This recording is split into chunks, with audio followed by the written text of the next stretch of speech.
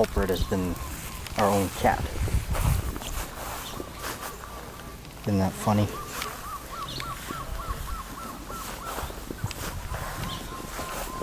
State flower.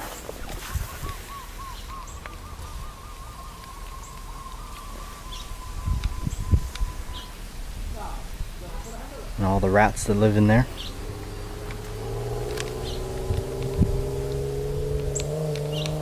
My favorite place right there. And I'm talking about that mailbox.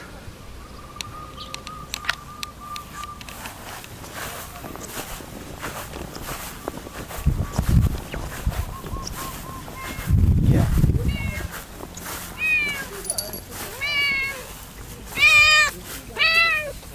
You're the one, aren't you? You've been the culprit. It was you all along.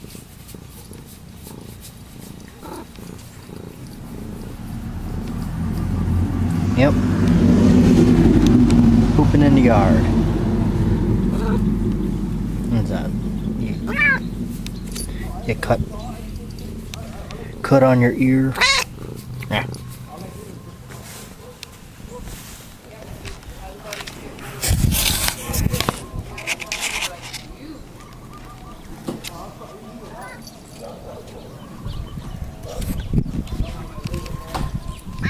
Yeah, that thing grew.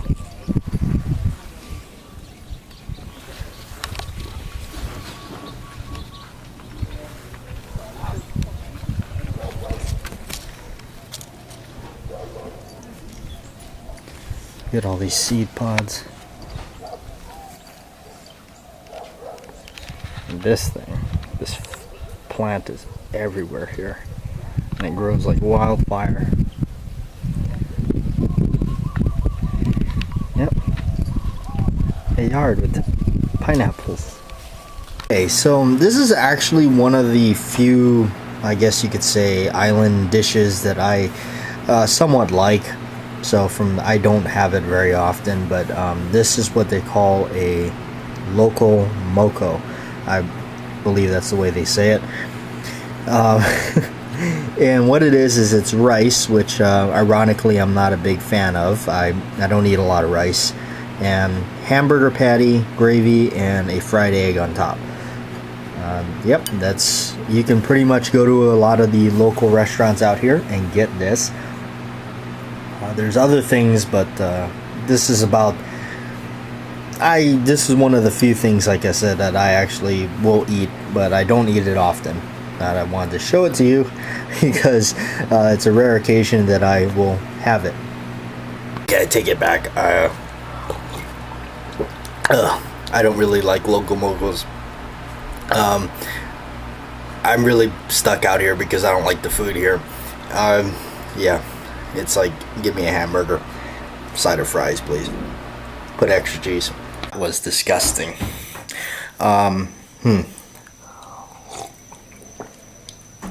Okay, what do I eat now? Well, luckily I had gone to Target. Let's try this.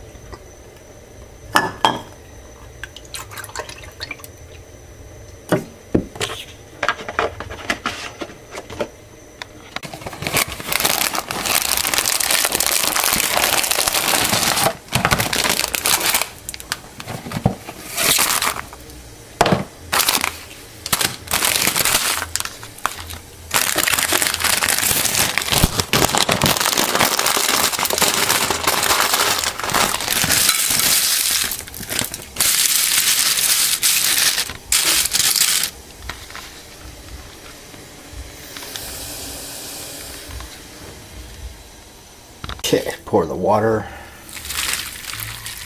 think I'm doing this right.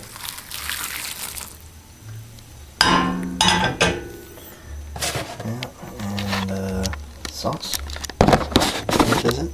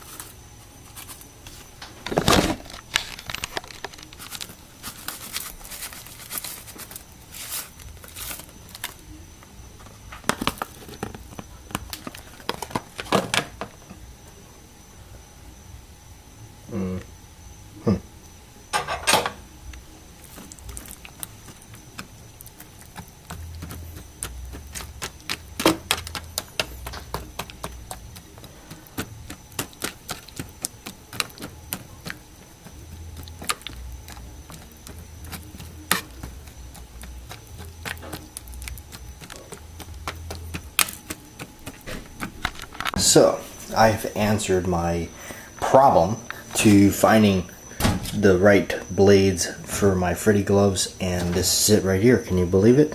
This is a pair of shears that will cut a 16 gauge sheet metal piece. Yes, and that is, I found the correct, at least it's not too over, I guess too thick, and it works, is 16 gauge sheet metal. And this is what you need to cut it, because a regular pair of shears won't do it.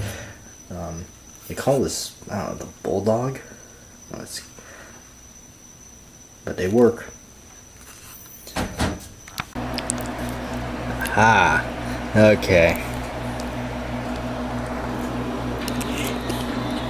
Yeah, that is better.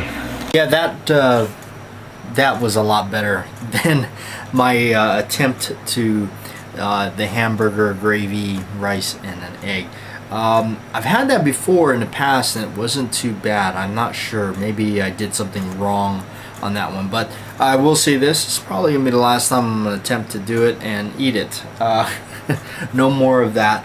That's been kind of my struggle out here. If you go to like a lot of these locally done restaurants and places, like for instance, I think it's a chain everywhere else too, but L&L Drive-In, that Hawaiian barbecue place, I do not eat there. They really don't have anything that I'll eat. So you'll find me mostly at Outback Steakhouse, Denny's, or IHOP, or Pizza Hut, Domino's, Taco Bell, something like that. That's pretty much where, as far as like restaurants and fast food, of course, my favorite McDonald's, but I've been actually good. I have not gone to McDonald's. I've been boycotting it. I have not gone back, mainly because every time I've gone to the drive-thru, it's always been some sort of screw-up.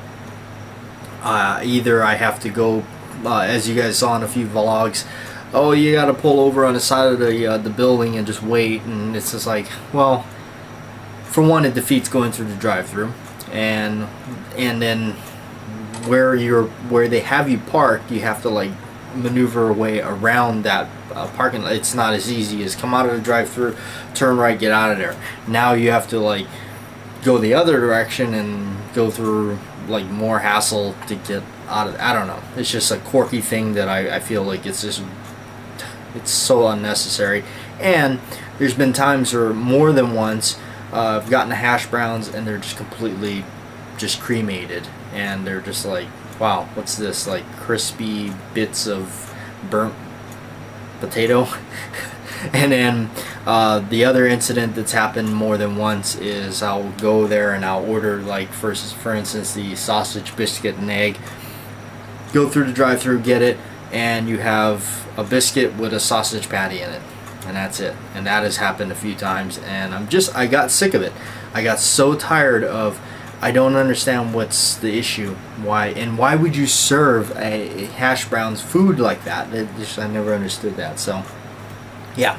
Anyway, so that's a little thing of why I have not been going back to McDonald's, and it's for the better. It's not good food for you, and it makes you extremely fat. All right. So the blade designs that I've been doing, as you saw with my new shears that I purchased, they cut up to 16 gauge sheet metal. The 16 gauge sheet metal is that's what I should have been using, and I should have from the get-go got the shears and started cutting things out of that sheet metal, because that is the perfect density. It's everything on it is just perfect, and it's the metal is that around at that thickness. It's still you can still work with it. You can still use it. It's still definitely doable.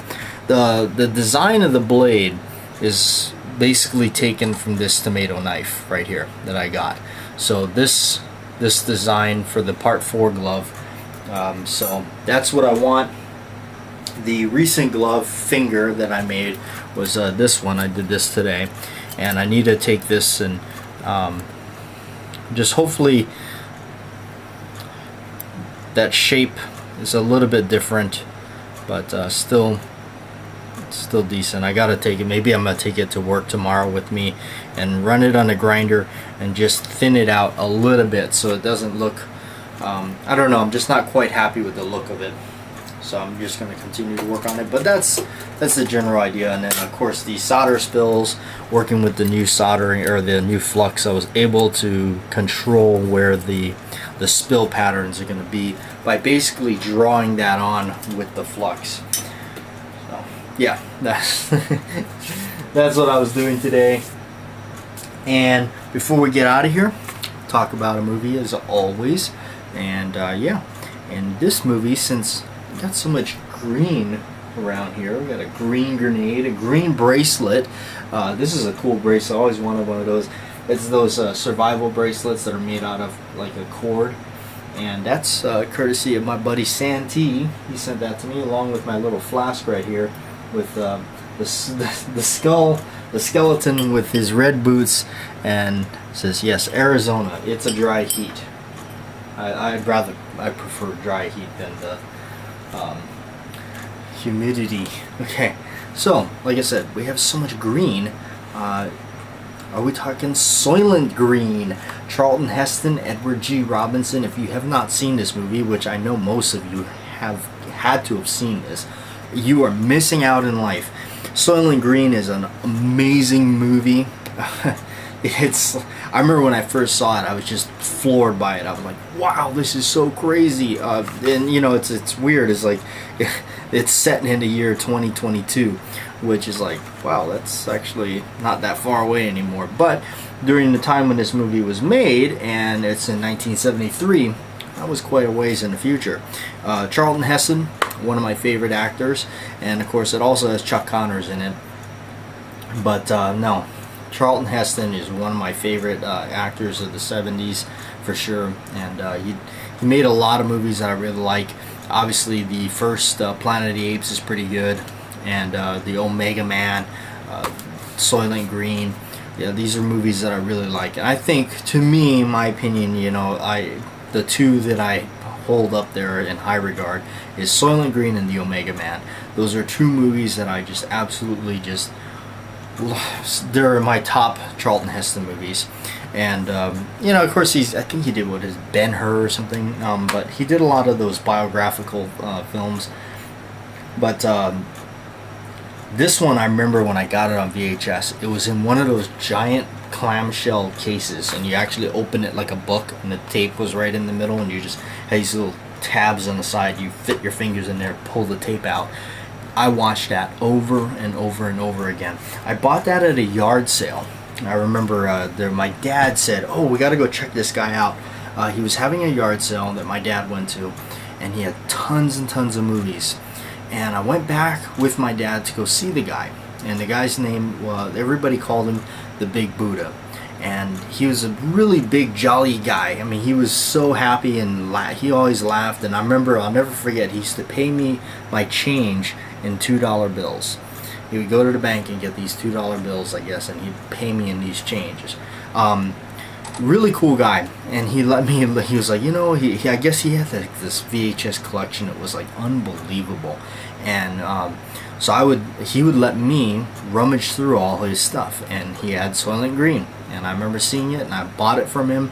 I paid top dollar for this stuff, you know, because he was letting me cherry pick his good stuff. You know, I mean, I would just be able to go in there and go pick that one movie that, you know. So and now mind you, there you couldn't just, I mean, as far as I remember, you know, I was just a kid, but as far as I remember, there, you know, you really couldn't just go to Walmart and buy this stuff. It wasn't there. It just, you know, this stuff was, and of course, me being the collector that I am, was fascinated with the big old school, you know, box covers, and the, you know, of course, that one, especially the case with it opened up like a book. And if I remember right, it was actually this cover right here. So, but yeah, the guy was super cool. I bought a lot of movies from him. He had passed away some time ago, and it was really sad because I did become kind of good friends with the guy. I seen him on a kind of, you know, off and on here and there, but he was a really cool guy. But anyway, I'm gonna get out of here, you guys, and tomorrow is back to work. Yeah, and maybe I'll mess around with some more. I'm definitely gonna grind that blade and try to get it a little bit more contour to what I want. Anyway, yeah.